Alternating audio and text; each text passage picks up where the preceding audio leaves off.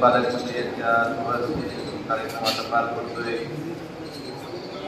आपल्या विमा पक्षाचं वाटप या प्रसंगी उपस्थित असलेले आपल्या जिल्ह्याचे खासदार आदरणीय ओमदादा, व्यासपीठावर उपस्थित असलेले आदरणीय चेतनजी कात्रे, ओमदाजी बनसोडे, आमचे साहेब, त्यांचे सर्व सहकारी, समोर बसलेली आपल्या जिल्ह्यातील सर्व वरिष्ठ पत्रकार मंडळी, सर्व पत्रकार मित्र. खरं तर आज आपलं हे तिसरं वर्ष आहे. आपण मागच्या 2 वर्षाही आपल्या सगळ्यांच्या मुलांच्या आपल्या सर्व सहकाऱ्यांच्या आकाशयांच्या माध्यमातून हा कार्यक्रम विमा कवच करायचा. त्याच्या मागचा उद्देश हाच होता की आपलं आयुष्य अनिश्चित असतं. अनिश्चित आयुष्याला कुठेतरी त्याला आपल्या घरच्यांना, ज्या लोक जे आपल्यावर अवलंबून आहेत त्यांना कुठेतरी संरक्षण पाहिजे. दुर्दैवी घटना कुणाचीच घडू नये, पण जर घडलीच तर काहीतरी एखादं कवच असलं पाहिजे. ह्या उद्देशानं आपण हा उपक्रम आधी घेतलेला आहे.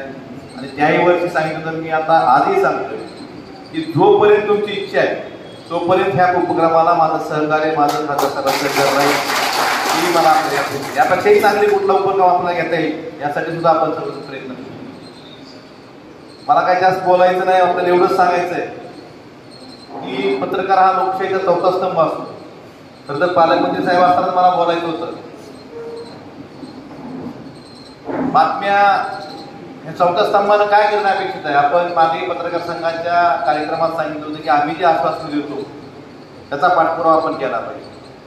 आम्ही एक आश्वासन द्यायचं, तुम्ही छापायचं, लावायचं, परत त्याचं काय झालं विचारलं पाहिजे तुम्ही. आपण कुणी आलं की चर्चा फक्त आपल्या जिल्ह्यात कुणी मंत्री आला, कुणी सत्ताधारी आले की ऑपरेशन टायगरवर चर्चा. आपल्या जिल्ह्याच्या विकासाचं ऑपरेशन बाबत प्रश्न तुम्ही विचारले पाहिजे, आम्हाला विचारलं पाहिजे, सत्ताधाऱ्यांना विचारले पाहिजे की त्याची गरज आहे. प्रश्न सगळे संपलेत का?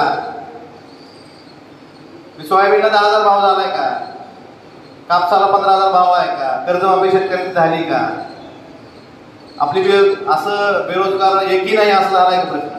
हे सगळे जर प्रश्न संपले असेल, आपलं 23 TMC पाणी जे 7 TMCचं काम चालू आहे, तर 23 TMC पाणी आलं का?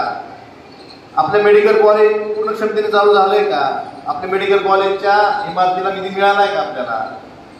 आपल्याला 7 TMCचं पाणी दरवर्षी तारीख पे तारीख दिली जाते. पाणी कधी येणार? पश्चिम वाहिनी नद्याचं मराठवाड्याला ते पाणी मिळणार आहे, त्यातला आपल्या जिल्ह्याला वाटा किती मिळणार?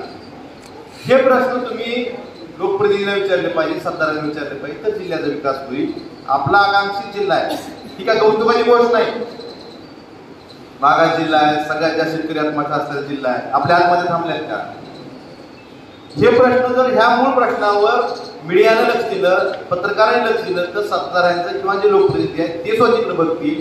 हे फक्त ऑपरेशन टायगर पुरतीच जर चर्चा होत राहील तर मूळ प्रश्न, सर्वसामान्य प्रश्नाला बगल मिळते. ऑपरेशन करायचं असेल तर विकासाचं ऑपरेशन करा, आमच्या मागासलेपणाचं दूर करण्याचं ऑपरेशन करा, हे तुम्ही विचारलं पाहिजे असं मला वाटतं. आणि जर तुम्हाला वाटत असलं, तुम्ही सर्वसामान्य जनतेचा आवाज आहे, पत्रकारांचं काम सर्वसामान्य जनतेचा आवाज म्हणून आपण काम करता. सर्वसामान्य जनतेचा आवाज जर ऑपरेशन टायगर असेल तर त्याच्यावर बोला. सर्वसामान्य जनतेची गरज काय, त्या विषयावर आपण वारंवार आपले लोकप्रतिनिधी असेल किंवा कुणी असेल, ज्यांची जबाबदारी आहे, ज्यांचं कर्तव्य आहे, ह्याबाबत त्यांना बोलतं केलं पाहिजे, ह्याबाबतचे प्रश्न त्यांना विचारले पाहिजे. तर मग आपला जिल्हा, आपल्या जिल्ह्यातल्या शेतकरी आत्महत्या थांबतील, आपल्या शेतीमालाला चांगला भाव मिळेल, आपल्या हक्काचं जे पाणी आहे ते लवकर मिळेल. 1-2 पिढ्या जर गेल्या पाण्याच्या वाटपात, अजून आपली ही पिढी घालवायची का? ह्या बाबतीत सुद्धा सगळ्यांनी सजगपणे काम केलं पाहिजे. ड्रग सारखा विषय, तुळजापूरमध्ये ड्रग्ज मिळतं, जसं टपरीवर मटेरियल मिळतं तसं ड्रग्ज मिळतं.